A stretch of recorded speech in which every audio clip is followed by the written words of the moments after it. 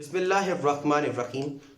बेटे जैसे कि हम आपको पता है कि हम आपको फर्स्ट ईयर के इम्पॉर्टेंट शॉर्ट क्वेश्चंस के बारे में बता रहे हैं और कौन सा क्वेश्चन किस तरह से पेपर के अंदर लिखा जा सकता है ये भी बता रहे हैं।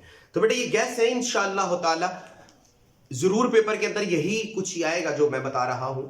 चैप्टर नंबर 5 हमारे एटॉमिक स्ट्रक्चर का चैप्टर है। तो इसके सबसे पहला क्वेश्चन डिस्कवरी ऑफ इलेक्ट्रॉन है।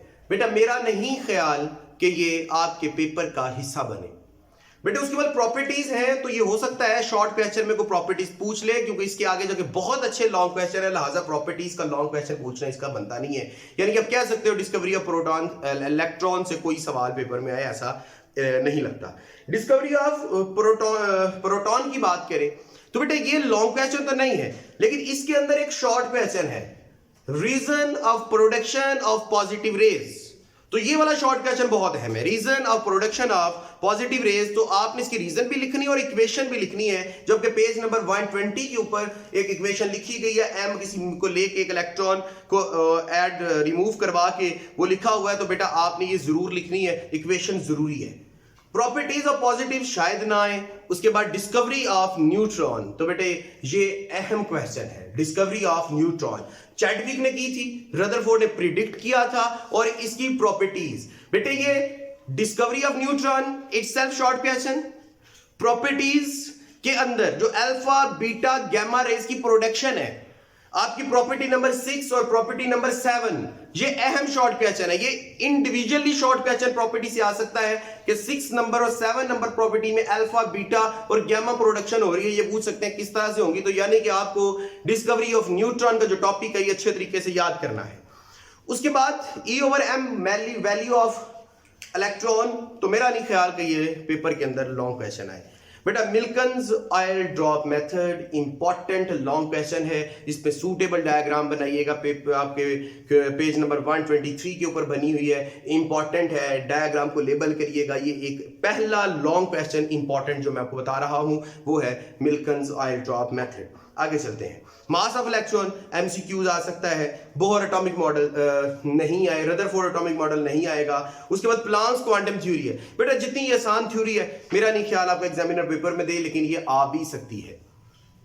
आगे चले तो बोहर एटॉमिक मॉडल कोई पेपर में आने के इम्कान नहीं, लेकिन रेडियस ऑफ nth ऑर्बिटल और energy of revolving of electron, बेटा ये बहुत दफा तो नहीं आया, लेकिन एक दफा ये क्वेश्चन बोर्ड में आया था। बेटा अगर आपका मुश्किल पेपर बने, जब आप पहले को 2-3 पेपर दे चुके होंगे तो आपको यह पता चल जाएगा कि आपका बोर्ड किस तरह से पेपर बना रहा है।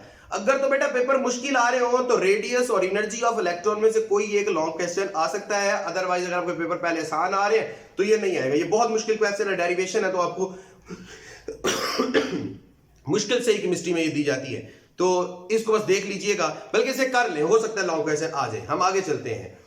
एनर्जी ऑफ nth ऑर्बिटल के बाद आपका स्पेक्ट्रम आता है।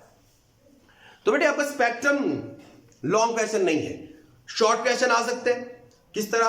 कॉन्टिन्यूस और एटॉमिक स्पेक्ट्रम में difference, what is difference between atomic and continuous spectrum. और अगला आ सकता है what is difference between atomic emission और एटॉमिक अब्जॉर्प्शन स्पेक्ट्रम। तो ये एटॉमिक एमिशन और एटॉमिक अब्जॉर्प्शन में एक लास्ट में डायग्राम बनी हुई है आपके पेज नंबर 132 के ऊपर। एटॉमिक एमिशन की अलग से बनी हुई है, एक लास्ट में जो बैंड बना हुआ है इस तरह वाला। तो आप अगर ये बना देंगे दोनों का तो ये एक अच्छा व्यू बनेगा और एक अच्छा क्वेश्चन हो सकता है। हम आगे चलते हैं। इसके बाद आगे जो इसकी वेव नंबर कैलकुलेशन है वहां से कोई शॉर्ट क्वेश्चन आ सकता है, लेकिन जो बेलमेल सीरीज है ये मेरा आज का गैस है कि आ सकती है। Defect of Rutherford atomic model आपका लॉन्ग क्वेश्चन हो सकता है। और इसके अंदर बेटे defect of Bohr atomic model के अंदर जीमन इफेक्ट और जो स्टार्क इफेक्ट है वो अहम टॉपिक है, शॉर्ट क्वेश्चन है, आ सकते हैं, लॉन्ग क्वेश्चन नहीं आएगा। अब लॉन्ग क्वेश्चन की बात करें तो हाइजेनबर्ग अनसर्टेनिटी प्रिंसिपल, यहां हम इसे डुअल नेचर ऑफ, इससे पहले हमारा टॉपिक है dual nature of matter, de Broglie की जो हमारी इक्वेशन है, बेटा ये अहम है। डुअल नेचर ऑफ मैटर, आपका अहम तरीन long question dual nature of matter है। डी ब्रोगली की जो एक्सप्लेनेशन थी और उसकी जो थ्योरी डेरिवेशन है, ये अहम लॉन्ग क्वेश्चन है। उसके बाद हाइजेनबर्ग अनसर्टेनिटी प्रिंसिपल भी आपका लॉन्ग क्वेश्चन है। उसके बाद आपके कॉन्सेप्ट ऑफ ऑर्बिटल है, तो कॉन्सेप्ट ऑफ ऑर्बिटल से कोई क्वेश्चन आने की उम्मीद नहीं है। क्वांटम नंबर की बात करें तो शॉर्ट क्वेश्चन आ सकता है, किसी भी दो क्वांटम नंबर में वो डिफरेंस पूछेगा और ये लॉन्ग क्वेश्चन होगा। लेकिन आपको क्वांटम नंबर हर सूरत में याद करने हैं, इसको मिस मत करिएगा, ये याद करने वाली चीज है। उसके बाद इलेक्ट्रॉन कन्फिगरेशन है, तो इलेक्ट्रॉन कन्फिगरेशन में 3 रूल्स हैं, उन रूल का आपको पता होना बहुत जरूरी है। अब हम चैप्टर नंबर 6 की बात करें तो Y atom form bond, chemical bonding है। तो Y atom form the bond, यही क्वेश्चन है जो पहले हिस्से से आ सकता है। इसके बाद आयोनाइजेशन एनर्जी है, उससे पहले एटॉमिक साइज है। एटॉमिक साइज में why we can not determine the exact atomic size, but बहुत अहम शॉर्ट क्वेश्चन है। ये पेज नंबर 157 के ऊपर है और 2 पॉइंट उन्होंने लिखे हैं कि इस वजह से हम एटम का एग्जैक्ट साइज मेजर नहीं कर सकते। अहम तरीन शॉर्ट क्वेश्चन एटॉमिक साइज से। आगे चलते हैं तो आयनिक रेडियई, बेटा आयनिक रेडियई अहम तरीन क्वेश्चन। क्या कि आपका positive cation, why cation are smaller in size as compare to parent atom, तो ये आपको पता होना बहुत जरूरी है। उसके बाद why anion is the large in the size as compare to the parent atom, ये 2 अहम तरीन शॉर्ट क्वेश्चन है। उसके बाद आयोनाइजेशन एनर्जी की बात करें तो बेटा आयोनाइजेशन एनर्जी लॉन्ग क्वेश्चन भी आ सकता है। अब इसके अंदर सवाल देखते जाए पुत्र। आयोनाइजेशन एनर्जी खुद एक सवाल है कि आयोनाइजेशन एनर्जी पे वो लॉन्ग क्वेश्चन पूछ ले, पहली बात। दूसरी वो ये पूछ सकता है कि second ionisation energy greater than first ionisation energy, बहुत ही इंपॉर्टेंट शॉर्ट क्वेश्चन। उसके बाद ट्रेंड, ग्रुप में भी और इसकी रीजन, और पीरियड में भी और इसकी रीजन, ये दोनों बहुत अहम है, बहुत अहम शॉर्ट क्वेश्चन है। ट्रेंड भी बहुत अहम है और ये वाला why second ionisation energy greater than first, ये भी बहुत अहम शॉर्ट क्वेश्चन है। हम अगले टॉपिक की बात करें तो वो इलेक्ट्रॉन एफिनिटी है। तो इलेक्ट्रॉन एफिनिटी भी वही आयोनाइजेशन एनर्जी का है, तो आपको लॉन्ग के लिए भी याद करना है। उसके अलावा जो इसमें शॉर्ट क्वेश्चन है वो क्या है, अब ये जो मैं शॉर्ट क्वेश्चन बताने लगा हूं अक्सर 90% बच्चे से स्विप कर जाते हैं और ये बहुत इंपॉर्टेंट है, आपको याद होना चाहिए। Second electron affinity is positive sign, इसके साथ क्या आता है पॉजिटिव साइन, जबकि फर्स्ट के साथ क्या आता है नेगेटिव, यानी कि फर्स्ट इलेक्ट्रॉन एफिनिटी में एनर्जी रिलीज होती है, सेकंड में एब्जॉर्ब होती है। तो ऐसा क्यों है, इंपॉर्टेंट शॉर्ट क्वेश्चन, बहुत अहम शॉर्ट क्वेश्चन है कि आपके सेकंड इलेक्ट्रॉन एफिनिटी में एनर्जी क्यों लगानी पड़ती है।